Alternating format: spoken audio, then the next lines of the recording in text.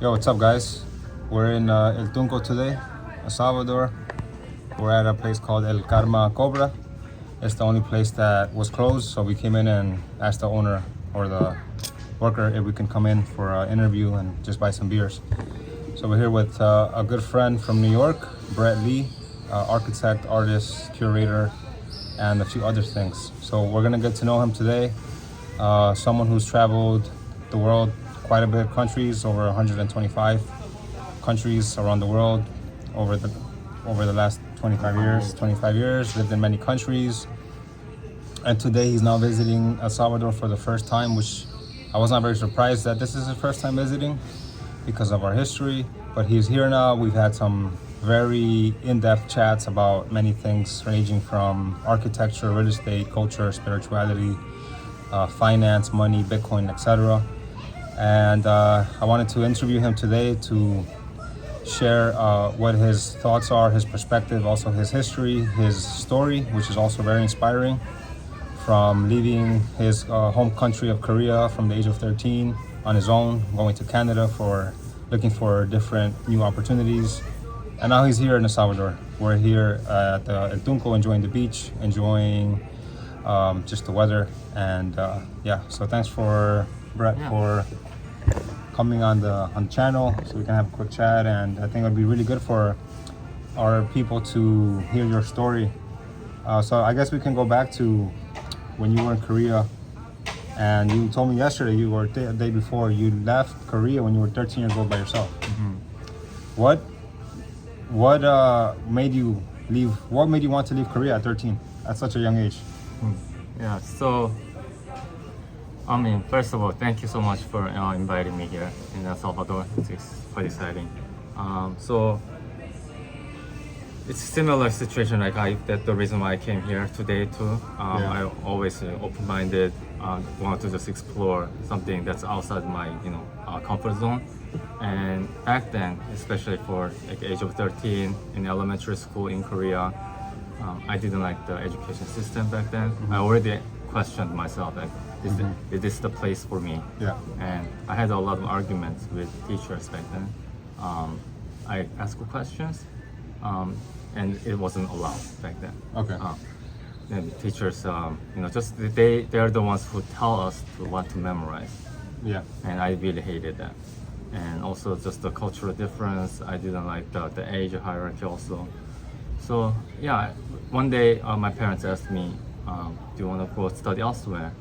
So I said yes, and we immediately looked for like different options. And Canada was safe, less racist back then, also a lot cheaper, more affordable compared to other countries. So I was okay, let's just go ahead. Yeah, So you went to Canada by yourself? Yeah, by myself. At 13? At 13. And you arrived, didn't know English? Didn't know English whatsoever. I had to just start from scratch. You stayed with a caretaker, you said? Caretaker, yeah. And you got enrolled into school? Yeah, I got enrolled in school. I went to couple of boarding schools. And in Canada, we had this a 5-day break every month. So I had to find somewhere to stay for those 5 days. I had to vacate from the boarding school. So I've been to a lot of homestay families. Homestay families? Yeah, here and there. Okay. Yeah. And how long did you live in Canada for? 11 years. 11. Okay, so around 24, you decided to move to? Where did you move to? So in Canada, I pursued first degree in fine art and visual studies. Okay. So that's my first degree, and I practiced as an artist for a year in Canada. Then making a living as an artist is tough, and I also had passion in engineering, and I had double major in that. And you went to university and college in Toronto? Yeah, in Toronto. Okay, so you did a double major, fine art and engineering? I started with engineering, and I switched over to fine art. To fine art, okay.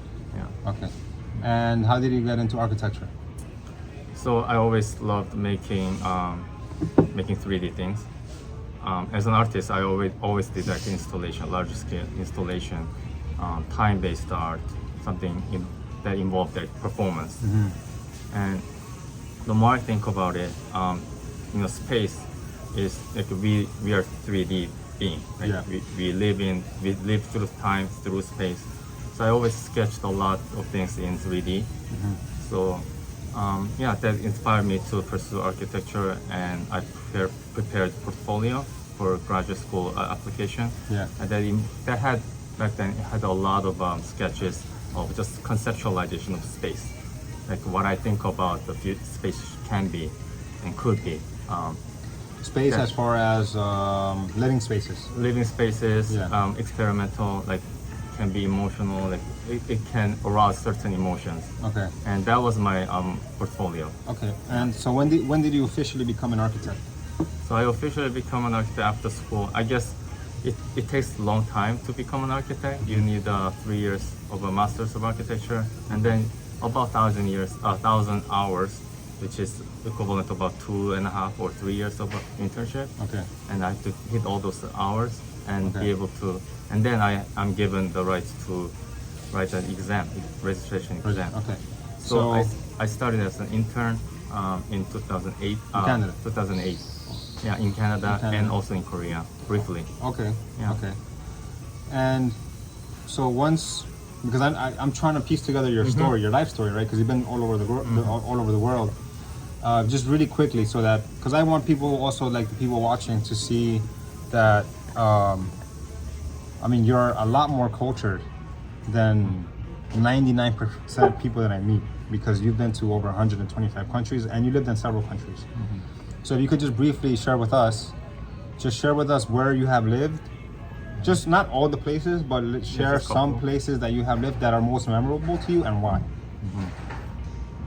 So most memorable, let's say. So I started with Canada, Yeah. right? So for 11 years. Then I moved to US in Philadelphia. That was for school. Yeah. But then I took 2 years off again to live back in my home country, South Korea. You went back to South Korea? Yeah. Okay. And then I lived there for 2 years. I came back to US and went to 2 years to live in Amsterdam. In Amsterdam, okay. Yeah. Were you And doing Vienna. work out there? Yeah, for You were working internship. on internship, Yeah, okay. yeah. And that's like my turning point. Okay. Because back then I had a lot of opportunities to explore the world from Amsterdam, because Okay. the airport was so close to Yeah. my work. So every Friday after work, Yeah. 6 p.m. sharp, I go to the airport Really? by bicycle. Yeah. Okay. Yeah, and then I just book a ticket for elsewhere Okay. every weekend. That like makes Friday. sense. That makes sense why you've been to so many countries. Yeah, so I covered pretty much every single country in Europe, North Africa, Middle East. Yeah. Yeah, so that was like turning point. Like I saw so much culture Yeah. and had a lot of sketches. Just experienced a different way of thinking, and I witnessed different lifestyle too, right? Because you don't see that in just living in the most westernized countries, No, you like don't. U.S., Amsterdam, Korea, Japan. All these places I lived, it's same. The language might be different. There's Yeah. cultural difference, Yeah, but yeah. the lifestyle itself was the same. So Yeah. I witnessed these different differences, and all those sketches. It started to make me think outside the box, Okay. like even more, even further. You had mentioned that, and it kind of rings in my ear that housing, or basically real estate in a certain culture or country, it tells a story of the people, right? Like what has been your initial feedback here in El Salvador, just looking at the housing, and what could you feel from it? What could you kind of tell from the story or the culture of what has been going on here? Because you notice that a lot of the construction is with CMU block, right? And you notice particular things that like most people probably might not notice, but because you have an architect framework, you can notice these things. So, what is the story that you feel the dwellings, the residential dwellings, the real estate, in the rural parts, like in the rustic parts, and in the more modern? What is going on? What can you describe? What can you tell someone in your, let's say in your field, what is actually happening right now in El Salvador in terms of development, culture, real estate? In terms of architecture, Yeah. I mean, it's my first time here, and I'm just still digesting what's Yeah. happening here. Definitely, like the living standard has been quite poor here. Yeah. Because of what has happened in the past several decades. Yeah. But I see that there are a lot of humbleness in a lot of living situation here. Yeah. And there's a lot of energy, people looking for better living. Yeah. And I talked to some people, like including Savannah. Yeah. It's people looking for better life, and I mean that's all I can think of right now. And we've had conversations. You're pretty inspired to bring your designs here, because you can tell the viewers you've designed projects in many countries, Right. ranging from, you can tell them a little bit about what your portfolio looks like, and I'm pretty sure we might, if you allow us, share some of snapshots of your previous projects, because you've done some incredible work, and I think you bringing some of these ideas here to the country would benefit everybody. So I've worked on a lot of larger scale to interior scale, so various scales. So my couple of first jobs had a larger scale project, including like master planning, zoning studies, a hotel, multi-story residential development. And towards the more recent years, I'm focusing more on housing, multi-family housing, and interiors. I'm just looking at my portfolio, seeing from, like, especially done in Europe and some in New York and LA. I've done some like 300 plus keys hotels planning, and that include like service apartment. Yeah. So there are a mix of like short-term and mid-term and long-term uses, and they have a different circulation and uses, and also some like department stores. Yeah. That has a more commercial use. Yeah. That has a completely different animal. It's a different animal. So I've been experiencing that, and in different continents, right? Also in like the building code and standards in Europe versus America versus Korea, and also here, like in Central America, it's quite different. Yeah. And I see that these differences can bring some value, and I'm still like sketching some things out for Central America. Right. So, so Brad and I, we met in New York in, I think 2021 or 2022. 2021. And we met through real estate, and essentially Brad has come here to the country to bring his ideas here. So he knows about the lots that we'll be selling for starting at $5,000, and I haven't really shared this on YouTube too much, but the lots are part of phase one of our master plan project. We'll be selling lots at $5,000 to $9,000 to begin, to give people somewhat of a familiarity, to be familiar with our brand, to be familiar with what we're doing, our app, for them to use it, for them to feel comfortable, and to gain trust with our brand and what we're doing. And then eventually Brett is going to, and you'll find this in the app in later versions, you're gonna find that you'll be able to request custom drawings to build your house. So phase one is you're buying the land. But Brett told me yesterday, that he had a conversation with one of his investors, and the investor said, okay, that's cool that you're selling lots, but I want a lot with a house. And I had to kind of remind Brett that that's good, right? That's, of course, a house is the main goal, is that's what you want. But the reality of it is that a lot of people right now in the world don't have the $50,000, $60,000, $70,000, $80,000 for a house. And that's the ugly truth. But that's what we're faced with today. So I want to make sure that we're going to build a company that can provide access and value to every single person, from the person that is at the very most minimum wage in the United States and even in El Salvador, to the person who is looking for higher end quality here in El Salvador and may not be able to find it. And if they do find it, they're paying over $1 million for a property that's under 2,500 square feet. So there's a lot of imbalance here in the country when it comes to real estate. We've talked about this many times, about unjust pricing, about just bad players, bad apples coming to the country who are not even from here and elevating the real estate prices because they want to take advantage of the buyer and the seller. But our motto and our mission and our philosophy the whole time has been to price things very accordingly and to do it at scale. And I think that's where the difference comes, because it's something that I've spoken to Salva with about a lot, is the fact that a lot of people have the mentality of like a one-hit wonder, right? They want one client and they want to make the most profit out of this one client as possible, and then take the rest of the year off. And our mentality and our philosophy is quite the opposite.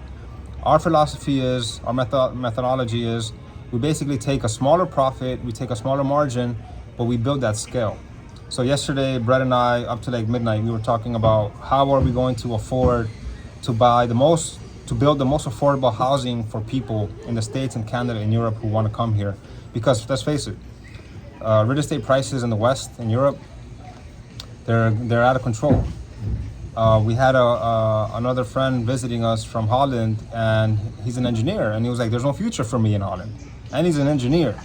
He's not even someone that works at a fast food restaurant, there's no problem with that. But for an engineer to come and say, hey, there's no future for me in my country, that's pretty alarming. So who is there a future for? So this just means we have to adjust our perception on the world itself. We cannot just be comfortable, or we cannot just be stagnated by the country or culture we are born into. We kind of have to now expand our reach, our capacity to live elsewhere and be open-minded. And this is why Brett has come here. I think for Brett it was a little bit easier because he's gone to so many countries around the world, and he was a friend and he knows I live here, so he was like, hey, I want to come check it out. But I've been telling Brett, hey, just come, because he was asking me some questions, and I'm like, Brett, the only way you can really know Salvador is if you just come, if you just get down here. So now he's here and he's already sketched up some plans. So phase 1 will be us selling you the lots, raw land, 10 by 20 lots. And then phase 2 will be Brett's services available for hire. You will be able to pick maybe 2 or 3 designs that you're going to just draw for them, for the people. This is his contribution to the world. He's going to draft up some floor plans for 2 and 3 bedrooms. And then I'm pretty sure there's going to be some people out there who want custom houses, custom drawings for your own house or your dream house. And Brett is available for that. And then phase 3 will be us actually building the properties for the end user. So this is basically what we have planned here. Obviously, I could not do this without Brett. We could not build properties and high-end, high-quality product here in El Salvador without someone like Brett, someone that has over a decade experience in multiple countries. And this is what we're working on here today. So I wanted you guys to know Brett and know him a little bit more.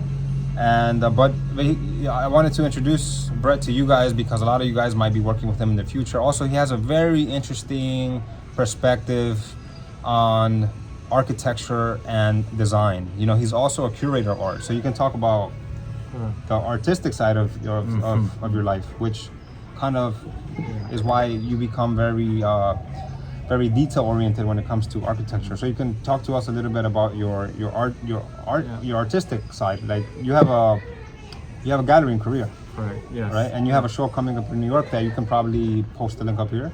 Yeah, sure. Also, the show is coming up in late February, 24th through March 9th.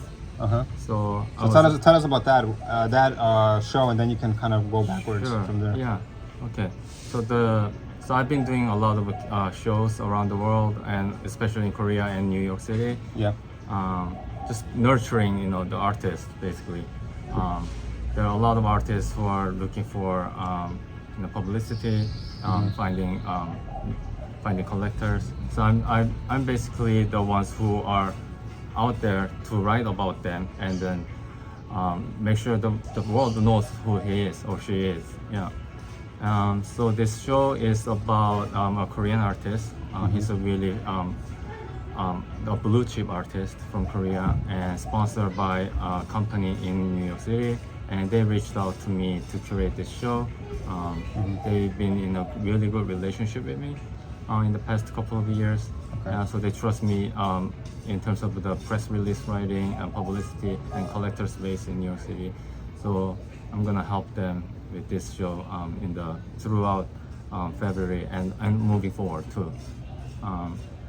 And as for the creative side of architecture and the linkage to this art world as well, Yeah. I believe that architecture is it's a social process, right? We communicate, we create we always talk about this, providing service, providing goodness to people. Yeah. It's not just about taking most out of that one client, one hit wonder, and then just disappear. Yeah. We talked about it many times. Yeah. And we are taking smaller profit margin, and keep doing what we do. And what I want to do with you right now is that as an architect, I want to create a narrative for the people. The reason why we build these things. We are building housings in different types of housing. Right? Different types of housing, different type of people. Yeah, different type of people. So therefore, there should be a different narratives. Yeah. It's not just like builder just builds whatever edifice. There should be always there's a detail in each culture that manifests in You housing. were mentioning that about including the pila In the pillar, and the houses. Yeah. or even the stack ventilation. There's devices, not mechanically done. It's just the design. Just the it's design, a yeah. natural ventilation. Okay. Yeah, for instance. We need that here for the heat. I mean, Yeah. it's very hot here, Yeah. so we need natural ventilation, which Yeah. is, it takes someone with outside thinking to kind of just put that into Yeah. the construction, into the design. Right? Yeah. So I'm interested in this drafting those details, detail sketches Yeah. for the people and create these narratives as a whole and for each specific project, and they can create more like a generational story. That's how Absolutely. how it becomes architecture rather than just a building. Yeah, and So- you said something really interesting that reminded me of Jeff Bezos. We had a really crazy conversation in the car. I think yesterday, going back from Volcantenango, about how entrepreneurs basically bet on the future with their innovations and their products and services.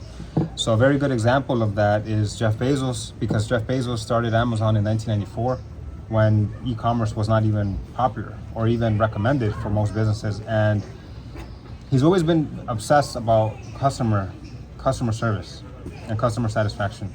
And it's kind of similar to us, because we're saying we're going to take a smaller margin. And a lot of VCs, a lot of companies, a lot of investors, they didn't invest in Amazon. They passed on the investment because they were seeing that he had razor thin margins. But he was trading the higher margin to the smaller margin for customer satisfaction. And when the customer is satisfied, you have repeat business, not for a year but for decades. And that's basically the brand we want to build. We want to build products for you guys, not just for housing, but we have plans already to create event spaces. We have plans to create studio art galleries for artists. There's a lot of struggling artists, for example, in New York City and Philadelphia, who can't afford the lease space, and they might be extremely talented artists And just don't have a space. and they don't have the space, and they're marginalized because the real estate prices are way too high, because landlords need to get their margins, and then it's killing an entire industry of art. And art is needed because art is also a form of life. So we also have projects and ideas to bring art galleries, art spaces, warehouses, Just working spaces. any type of infrastructure to El Salvador, design it to be modern, to be, like you said, ventilated, to just kind of be up to date with how the world is, and have an influx of people moving here. Because you mentioned something here in El Tunco, it's mostly tourists. Yeah, it's mostly 99% of people here right now are tourists. And when I was telling you 5 years ago when I came, it's empty. that path, it was dirt. It was a dirt path. We didn't even have a proper, now it's cobblestone or whatever stone that was, right? So 5 years ago, this place has completely flipped and changed, and it's due to, well, obviously it's the safety, and Bitcoin has also attracted a lot of people into the country, but also there's new infrastructure everywhere you look. Everywhere you look around here, people are building something. There's construction going on everywhere you look. Yeah, on the way we just drove here, we saw a lot of infrastructure construction, like even the new sewer system. New sewer, yeah. Everything's new. Yeah. So this is why it's very important for us to bring good products to you guys, because we're not thinking of selling a 10 by 20 square meter lot to you guys, and then, taking our profits and going to whatever, Las Vegas, Hawaii. I don't know what most people consider fun. But fun for us, and Brett was mentioning it to me the other day, fun is creating new products that people use and being good at business and being good entrepreneurs. So I have to agree. Our mission with what we're doing is, you see, I tend to want to surround myself with people who are smarter than I am. If I am smarter than someone, I most likely won't work with that person, because what am I going to learn? So I tend to surround myself with people who are masters in their craft. That way we can build incredible things for people. So the lots are step one, but many more things will come from that. And we're pricing these properties at $5,000 to start, so that people can buy it and trust us and be happy and keep doing business with us. I mean, we were just looking at a real estate office window here, and they're selling a 700 square meter lot for $250,000, I think it was. Yeah. I might not be correct with the pricing, but I'll post the picture right here. Obviously, I'm doing this video and then I'm looking at the picture, so I don't know the price. But this is my example of price gouging. This is my example of people just being in it for themselves. They're not really thinking about how can I serve humanity. They're just thinking, what's the most profit I can make from this one deal? And they make their profit from one deal, and these people end there. They might set up a little boutique cafe, and they're done. They're done. That's their legacy. That's all they ever did. Sure, they might give to charity and they might do other things, but it's not the impact that I want to leave behind. I'm not judging anyone, and I'm not saying that's the right thing or the wrong thing to do, but I think the faster people come to become aligned to who they really are, their sole purpose, or what drives them, the faster they become aligned to that voice in their head, the faster and the easier they start to do these things, start to make these movements. And I have coincidentally surrounded myself with people who want to leave a long-lasting impact on Earth even after we're gone. So I am 100% sure that all of these things will come. Act now. Buy the properties that you'll see on the app, because they will sell out very quickly. And I have an additional good news that I haven't even talked about yet here on YouTube, because it's been like 7 days since my last video. But we have acquired another piece of property, so we're gonna have a lot more lots for sale soon.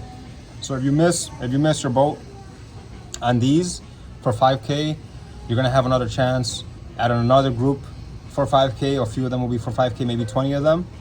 But then I think we're just gonna end it there, and then everything will start at 6,000 in the next project.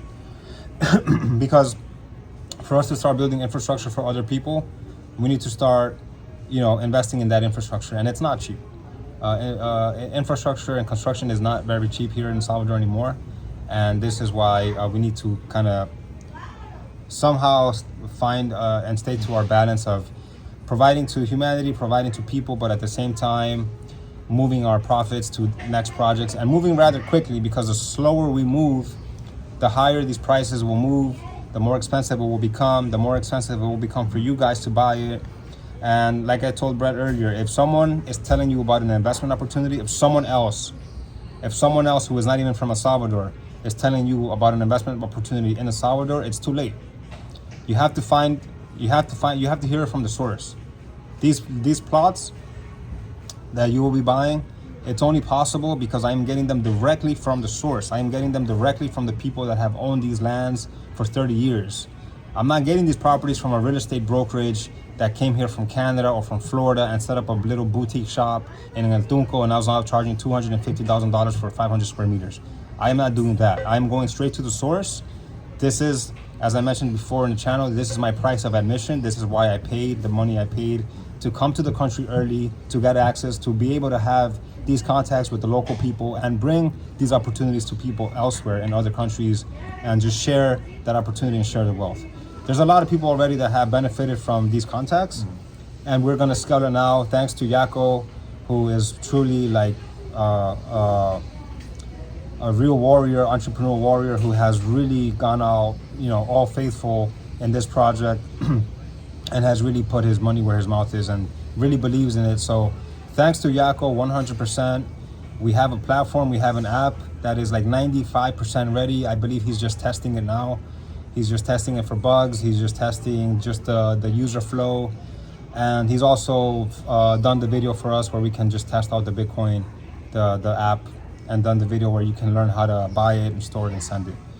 So Brett is part of that team. He is the architect on board. He is the architect for the company who's going to be designing not only residential properties, but commercial, event spaces, art galleries. And there's a long list of things that we'll be creating. There's no limit on what we have to come here in the country. So this, slowly but surely, you guys are meeting the power team, the team that's going to make a lot of changes here in the country. We have talent from El Salvador, from Korea, from Finland, from the United States, and it's really coming together now.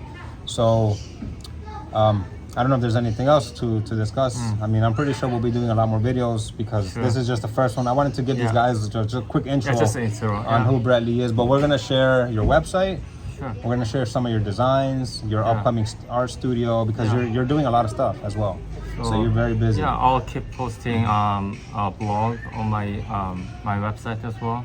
I have my separate blog, but then I'll officially launch a blog on my website related to this project and my other project, so Brett, which is a new venture for me too. Yeah, we're a new venture. And Brett is also sharing this experience in El Salvador in a blog, and that you guys should follow that.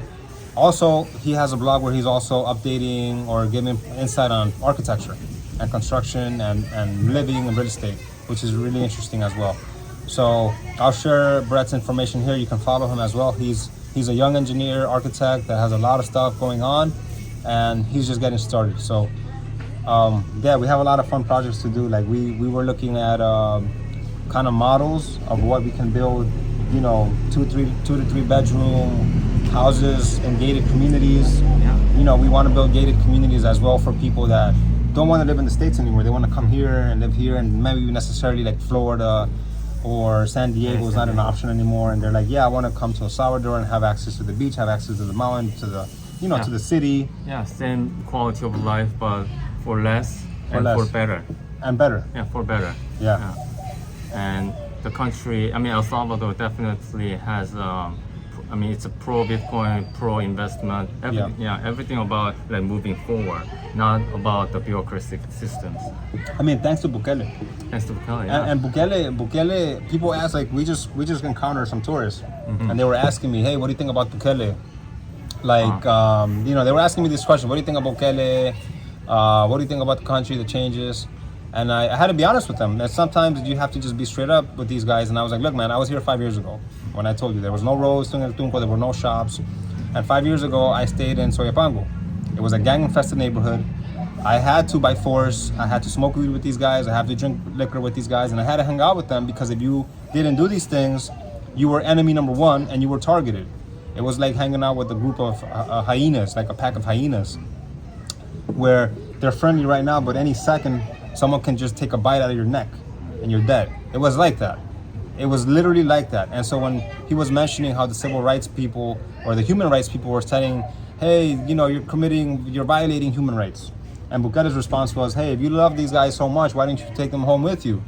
Because not many people are aware how vicious these people were. They would literally worship Satan, Lucifer. So I don't think most people comprehend these things. So they never experienced it themselves, so that's why. They never experienced it. It's easy to just say it. It's easy to say it. But now you're here. Yeah, and you see the nice side. You see the bright side, but the bad side was hell. It was literally hell. And something that you guys might not even know. Some people know it for sure, because a lot of these people that watch us are Salvadoran.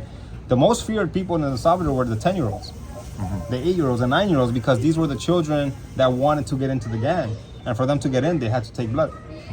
Right? So these people that are saying civil rights are being violated, where were all these people for 10 years, for 15 years? Where were they when innocent people were getting killed? Where were the civil rights, the human rights people then? So it's all politics. It's all bullshit, really. It's very hypocritical stuff that they preach, and they always want to put, no matter what you do in the world, you're always going to have haters. You're always going to have people talking against you, no matter what you do. This guy literally arrested the most dangerous and vicious gang in the world, and he still has haters. So this is just a reminder to us and to you guys, if you're going to do something wonderful, something creative, something adventurous, something new in the world, you're going to have haters, and it comes with the territory. So use it as your force, use it as a strength, go forward with it. Don't allow it to kind of slow you down. And I mean, we're taking the same path. We're coming here as innovators, as pioneers. We're going to create new things. We have a new app. We're taking Bitcoin payments, and we're kind of just rejecting the old systems slowly. So yeah, I think it's been a fun trip here with Brett. Brett's seen a lot of stuff. He's been very interested. I think I'm not sure, but I think Brett is even thinking of maybe having a second home here in El Salvador. Yeah, that's coming soon. Yeah, that is coming soon. Yeah. Okay. Yeah, because I mean, we might be neighbors. We've been talking about some stuff, so he might live near me, and I don't know. We'll see. But yeah, it's you're here in El Salvador. It's great. Yeah. We're having some beer. It's hot. It's hot and it's great. Yeah. Uh-huh. Safe. Safe. There's a lot of opportunities. Yeah. For good. I believe in it, so that's why I came here, Yeah. and now I'm thinking of living here too. But even your friends are like questioning you. Yes. So I just posted some pictures on my Instagram, and they're like, "Oh, where are you? Where is this? Is it Hawaii? Is it like Florida? No. It's El Salvador." Uh-huh. They're like asking me, "Isn't it dangerous?" Like they're still skeptical about this all Central America being dangerous areas. Yeah, it's just prejudice eye. No, but that's good, right? I was Yeah. saying this is good. I good. prefer that. I was saying to Brett, when people talk badly about El Salvador and say it's dangerous, it makes me happy. It makes me happy because if everyone are saying, hey, El Salvador is great, I would have anxiety. Because everyone's gonna come and invest. Because everyone will come and invest and the prices will go up faster. I would have anxiety because I don't have enough manzanas to do our projects. Right now I'm like racing in the next 4 months, how do we buy like 20 more? That's literally like every day I'm thinking like in the next 4 months, how do we acquire 20 more manzanas, or how do we acquire 20 manzanas for every 4 months? So every time I hear, oh, Salvador is dangerous, or the politics, or Bukele is this, I get happy. I prefer that. Yes, I want George Soros to keep publishing bad news about El Salvador, because it gives us more time to develop more lands, and it gives you guys more time to buy more affordable plots, because there's no one else in the country that's giving you land for this cheap. No one's gonna do it. No one. Come to El Tunco, try to buy a plot here. Come to El Tunco and try to buy a 10 by 20 meter lot. You're gonna pay $150,000. You don't believe me? Come and look for yourself.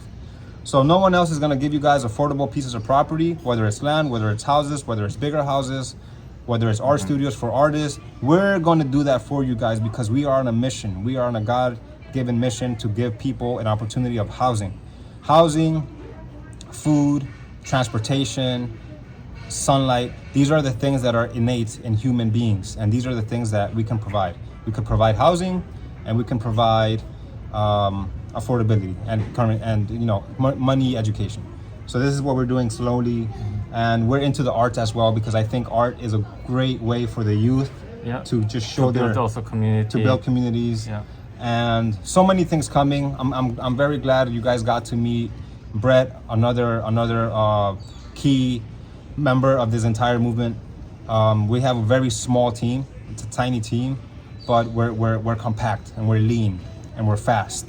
There's no bureaucracy. There's no politics. We have a meeting. We have a few beers. Hey, Brett, what do you think about this? Let's hash out some ideas. Okay, let's do it. That's how we work. We work overnight, and we work fast. So there's another key team member, Brett Lee. Extremely talented architect from New York City, Korea, been all over the world, and now he's bringing here his talents to the south, to El Salvador. So happy for you guys to meet him, and you guys will be seeing a lot more of him. So yeah, we'll let you guys go now. For now, it's been quite a long video. I know there's attention spans are very... We'll talk more in more detail when we have next phases. Next phases, yeah. This is just the first introductory video, but there's gonna be more onboarding, more development. Yeah. And the lots, the La Justicia lots are, I would say, like about 10 days away from being. You'll be able to reserve these lots within 10 days. I'm getting messages right now about, hey, can you show it to me? But it's like, it doesn't work that way right now. Right now, it's like we're trying to finish everything. So to launch it and say, hey, here's the map, here's the pinpoint, go look at it. If you want it, buy it. If you don't want it, don't buy it. It's pretty straightforward. Okay, guys, thank you for your time. Peace out. Have a great week. Take care.